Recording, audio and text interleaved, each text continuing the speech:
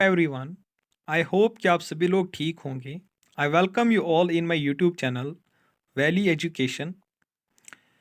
तो वीडियो में आगे बढ़ने से पहले मैं आप सभी से रिक्वेस्ट करता हूं कि अगर आप हमारी चैनल के ऊपर नए आए हैं तो चैनल को सब्सक्राइब कर देना और इस वीडियो को लाइक और शेयर कर देना। शुक्रिया।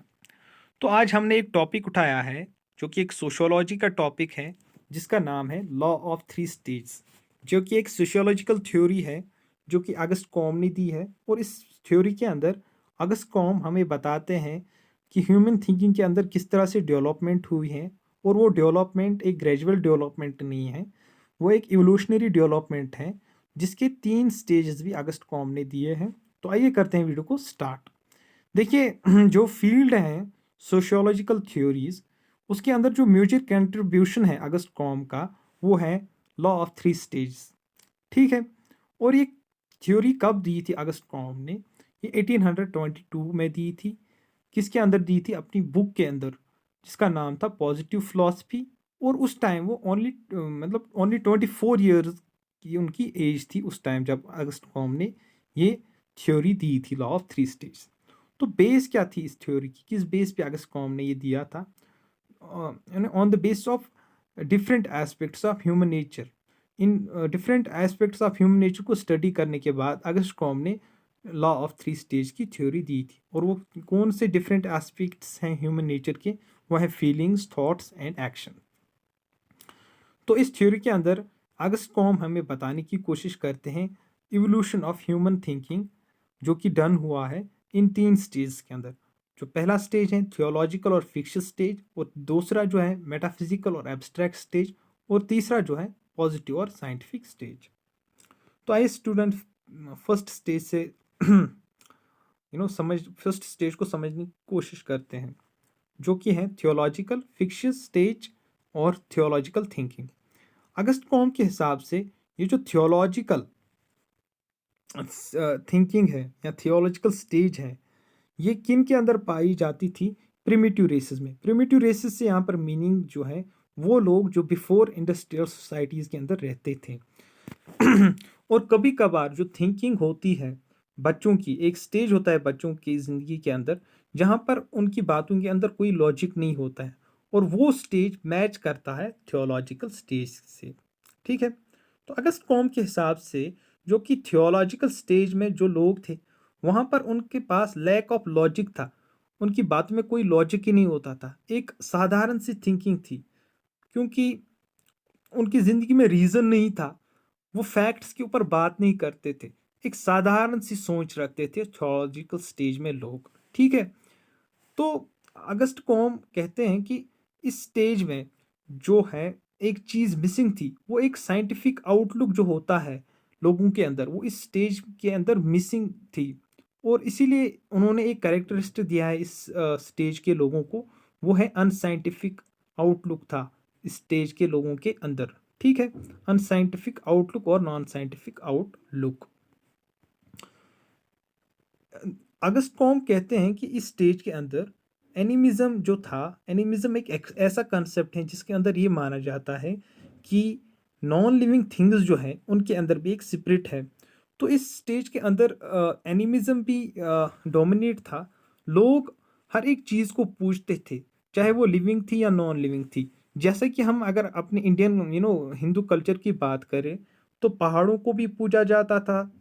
यू नो आज भी पूजा जाता है आदि जगहों पे, पेड़ों की पूजा भी करी जाती है। इसी तरह से लोग हर एक चीज़ की पूजा करते थे इस थियोलॉजिकल स्टेज में, क्योंकि एक डर सा होता था उनको।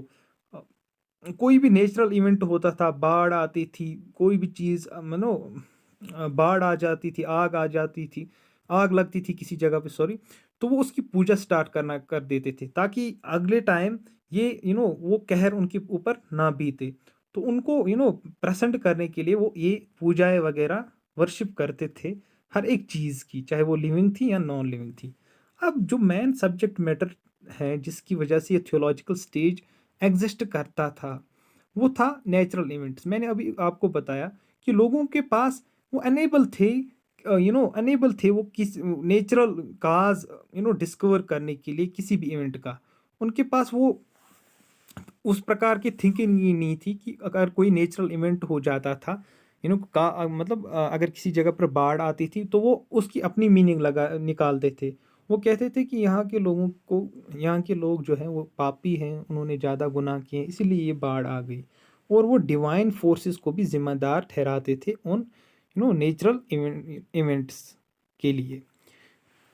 तो अगर हम साधारण भाषा में थियोलॉजिकल स्टेज को समझने की कोशिश करेंगे, तो वो एक्सप्लेनेशन, अगर हम किसी चीज़ की एक्सप्लेनेशन निकालते हैं नॉन साइंटिफिक वे में और इमेजिनरी वे में, तो हम उस चीज़ को, उस प्रोसेस को थियोलॉजिकल थिंकिंग या स्टेज भी कहते हैं। तो अगस्त कॉम ने 3 स्टेज दिए हैं थियोलॉजिकल स्टेज, थियोलॉजिकल स्टेज के। उसमें से आता है फिटिशिज्म, पॉलीथिज्म और मोनोथिज्म। फिटिशिज्म में क्या चीज़ है? फिटिशिज्म में लोग हर एक चीज़ की पूजा करते हैं, क्योंकि फिटिशिज्म एनिमिज्म को सपोर्ट करता है, जो कि मैंने अभी अब बताया आपको एनिमिज्म किसे कहते हैं।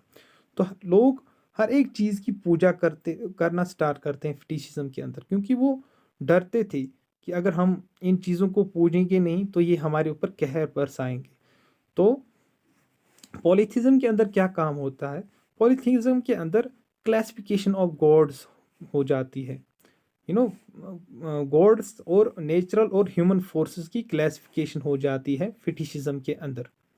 और हर एक गॉड को अपना अपना फंक्शन दिया जाता है कि अगर इंद्र देवता, फॉर एग्जांपल इंडियन कल्चर की बात करें, सॉरी हिंदू कल्चर की बात करें, तो ये इंडियन इंद्र देवता बारिश बरसाने के लिए रिस्पॉन्सिबल है, अग्नि देवता आग लगाने के लिए। तो हर एक गॉड को अपना अपना एरिया दिया जाता है, एरिया ऑफ एक्शन दिया जाता है। ठीक है। मोनोथिज्म में क्या काम होता है? मोनोथिज्म में जो रिप्लेस होता है बिलीफ ऑन मनी गॉड्स और एक गॉड का कंसेप्ट आ जाता है। लोग कहते हैं कि एक ही गॉड सुप्रीम है, वही रिस्पॉन्सिबल है for the maintenance of order and system in the world. ठीक है। तो हमारा दूसरा स्टेज जो आता है इस 3 स्टेज में, अगस्त कॉम ने जो दिए हैं, सॉरी, वो है मेटाफिजिकल स्टेज। तो मेटाफिजिकल स्टेज रिप्रेजेंट करता है improvement in the human things. देखिए हर एक स्टेज में इम्प्रूवमेंट होती जा रही है, मगर प्रॉब्लम्स जो थी लोगों की वो बढ़ती ही जा रही थी, कॉम्प्लेक्स होती जा रही थी। तो इस वजह से क्या हुआ, लोग ये कहने लगे कि, सॉरी, अपोजिट कंडीशंस जो थी वर्ल्ड में, अपोजिट कंडीशन से यहाँ पर मीनिंग, चाहे कोई भी नेचुरल इवेंट ओकर होता था इन द वर्ल्ड, वो रिप्रेजेंट करता था problem which could not be successfully solved by monotheism. Monotheism की मदद से वो सोलो नहीं होता था। क्यों नहीं सोलो होता था? कि लोग ये मतलब कहने लगे it was difficult to believe. लोग ये इस चीज़ के ऊपर अनेबल थे बिलीव करना कि गॉड ही क्यों रिस्पॉन्सिबल है, अगर वो क्रिएशन करता है तो वो क्यों डिस्ट्रैक्शन करेगा। तो यहाँ पर थोड़ा सा रीज़न डेवलपमेंट होने लगता है। ठीक है। तो लोग कहने लगे कि अगर गॉड ही क्रिएशन करता है तो वो क्यों डिस्ट्रैक्शन करेगा। ठीक है। ए personal God, personal and concrete God could not responsible for simultaneous creation and destruction। तो लोग कहने लगे कि एक पर्सनल गॉड ही रिस्पॉन्सिबल नहीं हो सकता है क्रिएशन एंड डिस्ट्रक्शन के लिए। तो वो क्या कहने लगे? तो मेटाफिजिकल थिंकिंग आने लगी, जिसने रिप्लेस करा इस belief on one personal god to abstract forces. अब लोग ये कहने लगे कि जो भी इवेंट्स हो रहे हैं जो भी नेचुरल फोर्सेस एक्ट कर रहे हैं वर्ल्ड के अंदर, ये एक एब्स्ट्रैक्ट फोर्सेस कर रहे हैं। वो एब्स्ट्रैक्ट से मीनिंग निकलती है यहाँ पर जो हमें दिखाई ना दे, ये वही फोर्सेस कर रही है, ये कोई पर्सनल गॉड नहीं कर रहा है। ठीक है। तो एब्स्ट्रैक्ट फोर्सेस का कंसेप्ट मेटाफिजिकल स्टेज में आता है। तो मेटाफिजिकल थिंकिंग जो है ये रिप्रेजेंट करती है बिलीफ ऑन एब्स्ट्रैक्ट पावर और force which guides and determines the events.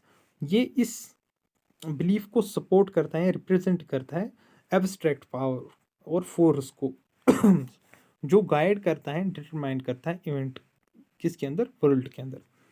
ये डिस्कार्ड करता है कंसेप्ट ऑफ कंक्रीट गॉड और किस चीज़ को हमारे सामने लाता है, एब्स्ट्रैक्ट फोर्सेस। तो लास्ट स्टेज जो आता है 3 स्टेजेस के अंदर, वो है साइंटिफिक और पॉजिटिव स्टेज। अब ये पॉजिटिव और साइंटिफिक स्टेज क्यों आता है? कॉमेट नहीं है, कॉम है। कॉम के हिसाब से, अगस्त कॉम के हिसाब से जो मेटाफिजिकल नॉलेज जो थी, वो बेस्ड ऑन, वो किस चीज़ के बेस पे थी? वो स्पेकुलेशन के बेस पे थी। लोग ऐसे ही अंदाज़ा लगाते थे कि नहीं, ये वो एब्स्ट्रैक्ट फोर्सेस करती है। तो एक डायरेक्ट मीन्स नहीं थी जो इस मेटाफिजिकल नॉलेज को कंफर्म करती कि ये नहीं, लोग राइट कर कह रहे हैं कि एब्स्ट्रैक्ट फोर्स ये सारी चीज़ें कर रहे हैं। तो फिर लोगों के अंदर एक पॉजिटिव सेंस आ गया। तो अब लोग क्या करने लगे पॉजिटिव स्टेज में? वो चीज़ों को डिस्कस करने लगे, किसके ऊपर? फैक्ट्स के ऊपर। और ये फैक्ट्स जो थे, ये लोग कहाँ से इकट्ठा करते थे? On the base of observation and experience. लोग अब ऑब्जर्व करने लगे किसी चीज़ को। अगर किसी जगह पर बाढ़ आती है, तो लोग अब इसका नेचुरल काज ढूंढना स्टार्ट कर देते हैं इस पॉजिटिव स्टेज में। तो लोग अब चीज़ें डिस्कस करने लगे फैक्ट्स के ऊपर। लोगों के अंदर अब इस स्टेज में रीज़न आ जाता है, लॉजिक आता है, फैक्ट्स के ऊपर बातें अब होने लगती हैं। People now started to think rationally. लोग रैशनली सोचना स्टार्ट करते हैं इस पॉजिटिव स्टेज के अंदर, on the basis of facts and logic. ठीक है। और सुपरस्टिशियस बिलीफ्स जो थी, यू नो मेरे सुपरस्टिशियस बिलीफ, वो भी अब खत्म हो गए इस पॉजिटिव स्टेज के अंदर। People are starting to think rationally. और जो कि थियोलॉजिकल थिंकिंग थी या मेटाफिजिकल थिंकिंग थी, इस चीज़ को लोगों ने टाटा बाय बाय कर दिया। और इस तरह से डेवलपमेंट हुई है ह्यूमन थिंकिंग के अंदर। अब ये पॉसिबल नहीं है कि हर सारी सोसाइटीज़ जो है वो पॉजिटिव स्टेज में हो। आदि सोसाइटीज़ अभी थियोलॉजिकल स्टेज में हो सकती हैं, आदि अभी यू नो मेटाफिजिकल स्टेज में हो सकती हैं, और आदि अभी इस करंट पॉजिटिव स्टेज में हो सकती हैं। ये डिपेंड करता है कि पेस ऑफ चेंज क्या है किसी सोसाइटी में। ठीक है। तो अगर आप आज का वीडियो आपको किसी भी प्रकार से अच्छा लगा हो, तो हमारी चैनल को सब्सक्राइब कर देना और इस वीडियो को लाइक और शेयर कर देना। तो मिलते हैं अगली वीडियो में, तब तक के लिए गुड बाय, शुक्रिया।